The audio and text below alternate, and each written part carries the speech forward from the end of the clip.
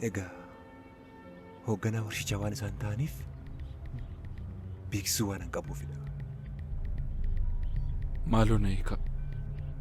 Maaloo nan deemaati. Akkasillee hin ta'u.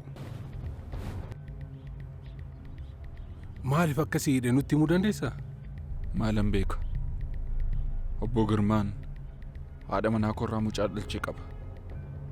Sichi mucaan koo dhaala na gaafachuu danda'a jedhee waan sodaateef kunoo aannan hidhee mucaa koo rakkadhee guddise akkan gaafanneef sodaachisaanii jira. Ati manaan keessa jirti Riyaam? Asuma Finfinnee jirti. Amma Finfinnee jirta moo? Maarreessan jira.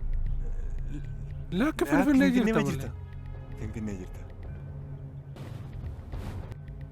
Akkamitti as dhufta?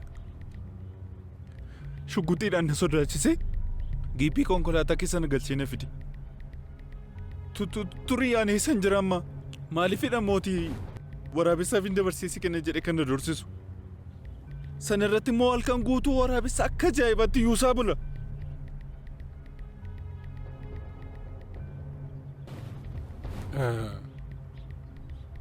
Addee Roomaan obbo Girmaan nama biraarraa mucaa akka qaban ni beeku moo? Waan beekan natti hin fakkaatu. Tola. Obsi malee egaa.